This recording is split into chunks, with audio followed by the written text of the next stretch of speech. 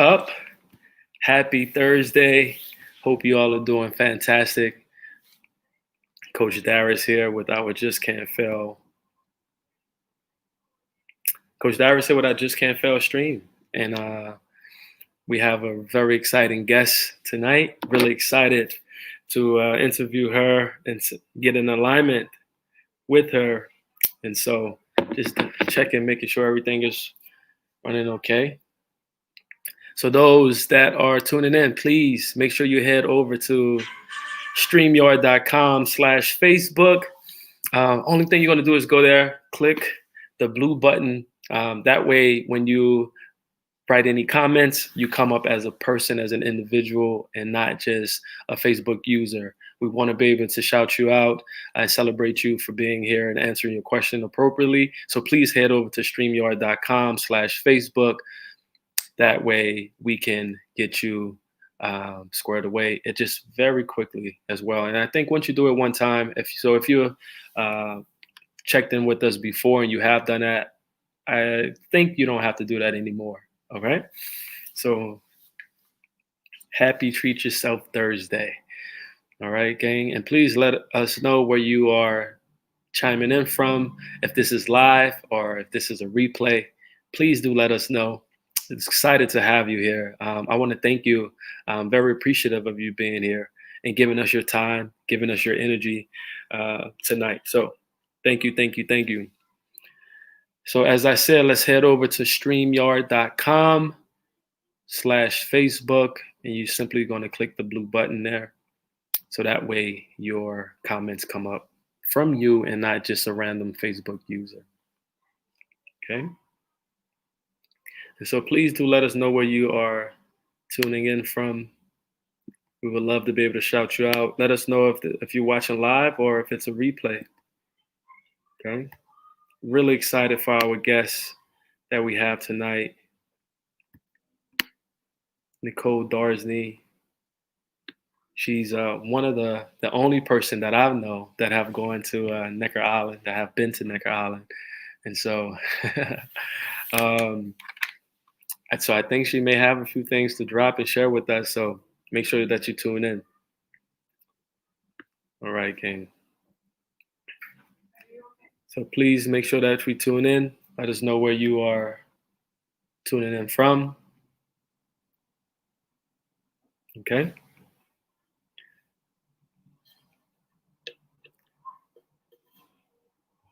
All right.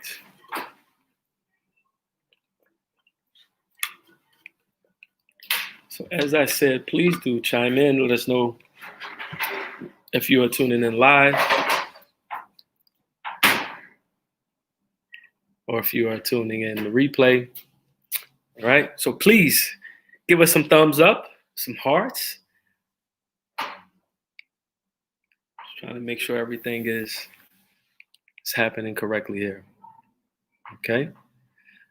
So with that being said, we're going to be soon enough, we'll be welcoming Nicole Darsney to our stream here.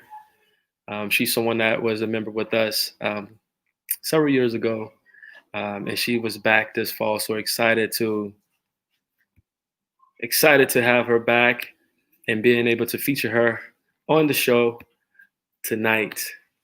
All right, and so please head over to Streamyard.com.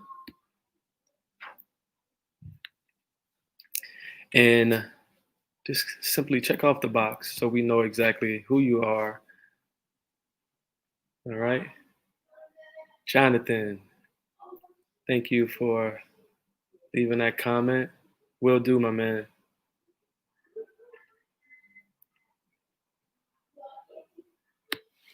So tonight, our guest, Nicole Darsney. She is personally proud of the fact that she has 2 baby girls. She delivered them, let you know how tough she may be, but delivered them naturally without any meds. Professionally, in 2020, she was Bloomingdale's In Her Shoes series on the Mom Boss panelists. And so she was also a guest on Stu Henneke forgive me if I'm pronouncing that incorrectly, How to Get a Meeting with Anyone podcast in July of 2019. She was also featured in the Washington Post article, 3 Ways to Raise Generous Kids. She was Virgin Unites, which is Virgin Group, Virgin Airlines, I want to say foundation portion, their charitable portion of the umbrella, the brand, umbrella brand. And so she was the star of the year 2013 for endless passion for work and an insatiable curiosity to do things better. She was also included in the Park Place magazine in 2010, recognizing influential people to watch in New Jersey. So really excited to have our guest on tonight. And so she's also a proud Jersey City resident for a decade as well. And fun fact, she went to one of my, I want to say, Patriot League foe. I graduated from Bucknell University. I was very close, like this close, to going to Holy Cross University. So there's a little bit of some common ground there. So, but she went to Holy Cross and Worcester, Mass, and so they were in the Patriot League. So kind of have a love-hate relationship there as well. So with that being said, I'm really excited to welcome Nicole Darsney to the stream. Yeah. Thanks, Coach. You're very welcome. You heard how I threw that in there about. Yeah, I did. Okay. Totally. So it's all good. Like I said, it was. I made a decision to go there, and then something happened, and things happen for a reason. Totally. But I was this close to Bucknell too. Look at that. So, but everything happens for a reason. So, but listen, I'm really excited to have you here. And so we're going to jump right into our rapid fire. Okay. So I'm to be here with you. I'll brace myself for rapid fire. Awesome. And so, Nicole, name the 3 things that are most important to you and why. Ooh. Family goes without saying. Support system. I think I'm really blessed to have an awesome one. Social conscious, right? Like understanding your part in the bigger picture and the role that you are sort of born to play. And I'd say community. There's a whole bunch of different ways you can interpret community, but relationships with like-minded individuals, people who can raise you up. My JCF community, as an example, I thrive being a part of a group setting. So those are probably my 3 most important things. Awesome. And what is something you do daily to level up your mindset? I'm iterating on it right now, but it's journaling has been really good to kind of set the stage and focus me in. I think seeking inspiration is something that I have to look for, especially these days when there's so much dreary news.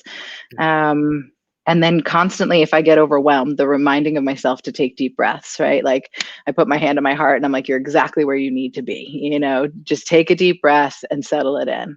But I'm building on them. I'm looking for other things to continue. Okay. Well, that's something maybe we can talk about today, and maybe, helping you, helping some others as well. So that'll be great. What are some of your foundational pillars? Like, what do you stand on? Are you understanding the question? It may be work ethic, commitment, perspective. What are some of your foundational pillars? I think authenticity is a big one, and it's hard. You grow up thinking you need to be one certain way, and so really trying to figure out what is authentically you, what's important to you, and that has to become a foundational pillar. Honesty, and sometimes again, like it's easier to be honest externally for me than it is internally. Like what can I hold myself accountable for? But that's something that I'm always working on.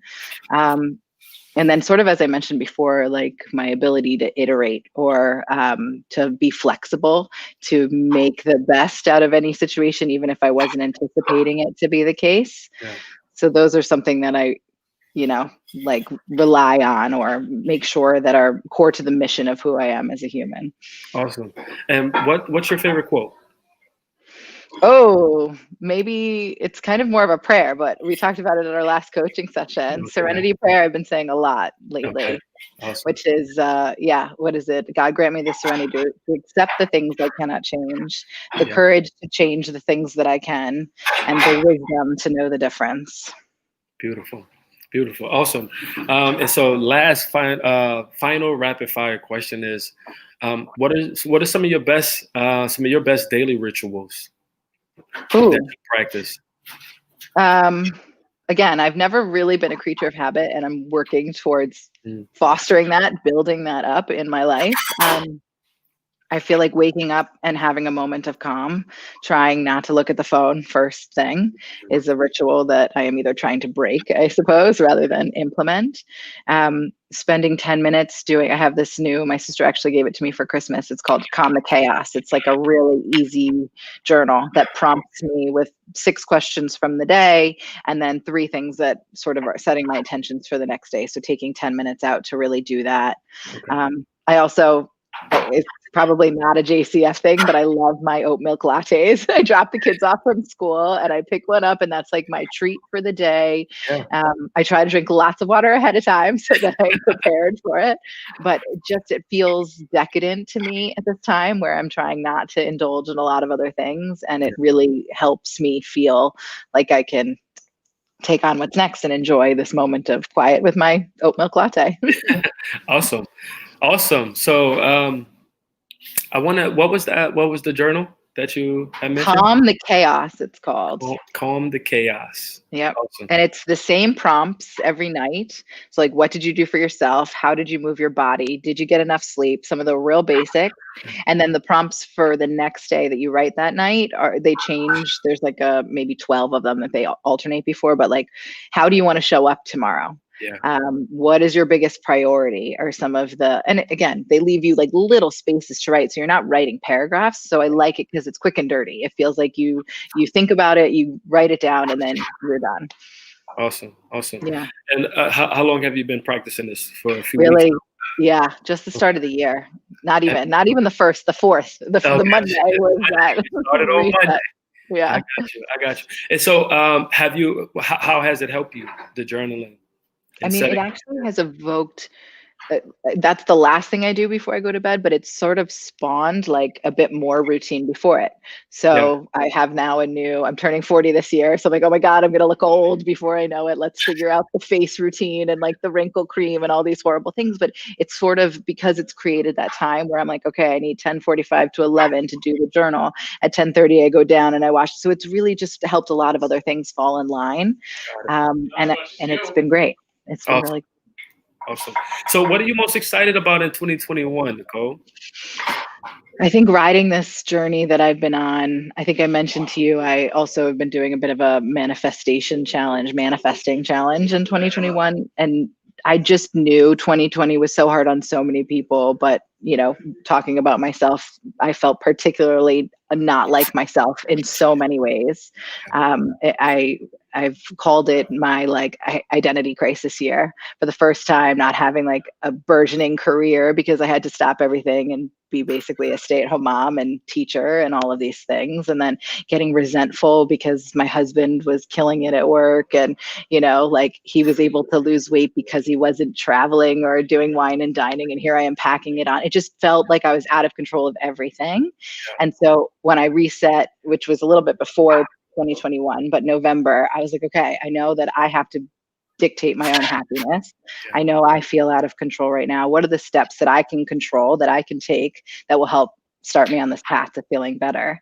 And it's been awesome. Like, it really is funny how much these little daily changes can affect your mental capacity, your spiritual mood, your outlook on life. So working out with you was a huge first step. And because I managed to do that, like even through November and December, the holidays, I felt empowered. So then it kind of allowed me to say, okay, what else can I do starting in January? Can I start journaling? Can I drink more water? Can I, can I develop a nighttime routine that I'm comfortable with? And it really just pushed the manifestation challenge, the same thing, like these little moments that I can then compile upon or compile on. And I'm looking forward to seeing, and I believe that I can maintain that and make it, as we often talk about, more of a lifestyle than just like a 2021 thing, and just continue on that path because it feels awesome. Yeah, absolutely. And you've been doing a tremendous job. And Nicole, so why is health and fitness important to you? You know, it's funny. I was an athlete younger. I felt like that part of me was always there. I loved team sports, competitive sports. I think that's the reason that JCF appealed to me so much so many years ago. We were doing it outside with people who like to do hard things too. Yeah. And so I don't know if it was never like I was the first to the gym or the first to work out. But as I continued to get older, I realized how much health and fitness impacted my brain, how I felt, mostly like my mood and my spirit. And so it has become such an integral part because I feel alignment. I feel totally out of whack when I'm not sweating and really getting it done in the morning. And now that I've come to terms and understand like the correlation between sweating hard in the morning and then having a productive day, it has become really awesome to continue to do. So I think that's why it's most important, which seems like a roundabout rationale, but really suits me. Awesome. And so who are some of your, I know in our last talk, our last coaching meeting, you had mentioned being in alignment. And so there's always certain things I feel like jargon that's utilized when someone may have like coaches or mentors. And so who are some of your coaches or mentors that you follow and why? Yeah. Well, Gabby Bernstein is the one that I'm doing this manifesting challenge with. So she's more of the spiritual guru. I don't know if you know her, but she's the one who has, if you ever see the spiritual junkie shirts, that her. Okay. And for me, the alignment part, and I'm iterating, I'm constantly growing and developing, but it's head, heart, and gut. So like, those are the three things that for me to make a decision, does it like smart intellect wise, wisdom wise, does it suit me? Does it feel like my heart is in the right spot making the decision? And then does my gut, my dad used to call it my belly button meter, like how does it regulate? Does it feel like it's going in the right direction? So Gabby would be the like soul, I guess, gut part of it. And she's always talking about what you put out is what you get back in, right? So the more joy you can bring for yourself, the more the universe is going to show up for you. Yeah. Some of it gets a little wooey, but it's really, in essence, it's easy, digestible things. Yeah. So I'd say her. I mean, Richard on the professional level, it's less of Richard Branson. Sorry. Yeah. First name basis. And initially when I started working there, I was like, Sir Richard. And he's like, no, I'm not Sir. Don't call me Sir. I'm like, Sir Branson? No, Richard. Got it. But he always preaches about keeping those in your network that do things better than you do, who know more than you do, right? So really leaning on your relationships and trying to not squeeze the most out of them, but make the most out of the people around you. So he'd hire CEOs that he thought were smarter, more capable than he was. Yeah. Again, as I continue to get older, I realize what my highest and best use is, and then try to find people who can help complement. So like, I stink at operational stuff. So I'm never going to be like an executive assistant, but I'll go find someone who has those logic, executive function genes that I'm lacking and try to slice that in. So Richard and it's okay that you can't do it all, right? Like it's totally understandable. You're not meant to do it all. So I feel like that mantra, that coaching has resonated with me throughout the course of my life. And then honestly, it goes back to like the Jesuits and Cornelia Connolly and some of the spiritual thing, like do for others. Yeah. And really the better you're going to feel, or the more you can do to satisfy. And sometimes it's gotten me in trouble because you go back in terms of, you don't want to make yourself a welcome mat. You need to serve yourself, as Darius, you coach me into it a lot. Like you need to fill your own cup before you can fill others. But at the same time, what fills my cup lots of times is helping others. So it's this cycle thing. But yeah, those are the ones that would pop into my head, I think, initially. Awesome. Thanks for sharing that. That was powerful. And one thing, my wife just asked me recently, like, who is someone that I sort of aspire to? And Sir Richard Branson, Richard, is someone that I mentioned. I feel like I feel like he.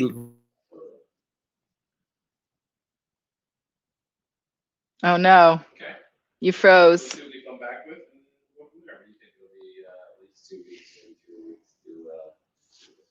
I'm sure you'll come back soon. I wish I could tell a joke or something if I'm still on live stream without you. I'm not very good at joke telling. I can talk a little bit more about Richard. I think that's where you were going. Richard's awesome because I think he genuinely cares about people, right? It's not like a show. We were talking about authenticity before. Like, he really cares. Oh, Darius, please come back. But that his like legitimate, authentic care about people and humanity. Now Darius is really gone. I'm in trouble. But I think it shows through in all he does, and that's why he's been so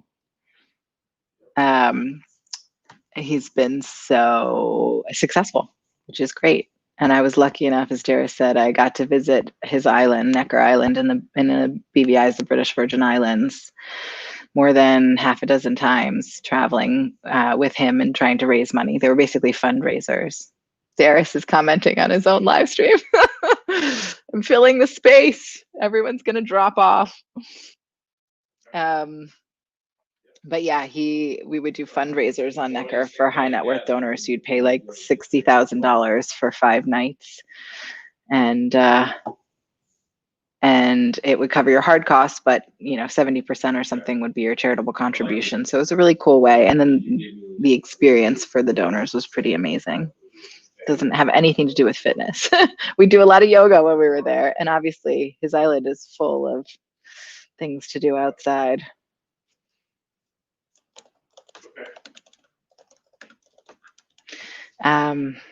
Sorry about this, guys.